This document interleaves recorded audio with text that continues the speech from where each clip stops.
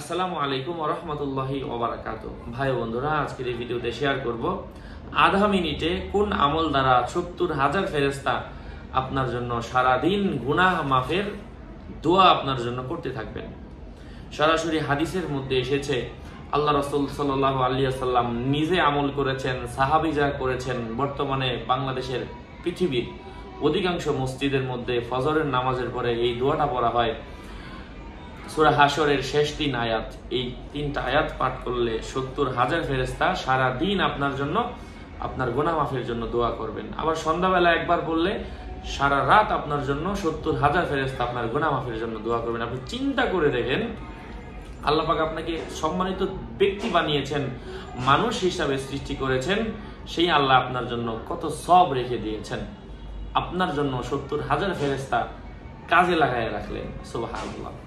যাই হোক, সেই দোয়াটা আপনাদের সাথে শেয়ার করছি। যারা পারেন, যাদের বাসায় বই আছে, দেখে শিখে নেবেন আমাদের, অথবা আপনারা যদি আরো শিখতে চান গুগলে লিখলেও হবে। বাংলা উচ্চারণ সহ সূরা হাশরের শেষ ৩ আয়াত অর্থ সহ আপনাদের সামনে চলে আসবে। অথবা আমাদের ইউটিউবে আরো ভিডিও দেওয়া আছে সূরা হাশরের শেষ ৩ আয়াত বাংলা উচ্চারণ সহ, সেই ভিডিওটা অনুসরণ করতে পারেন।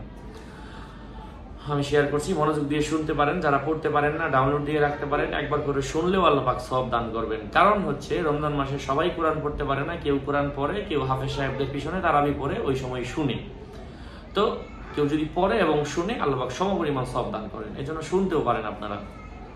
আউযু বিল্লাহিস সামিউল আলিম মিনাশ শাইতানির রাজীম।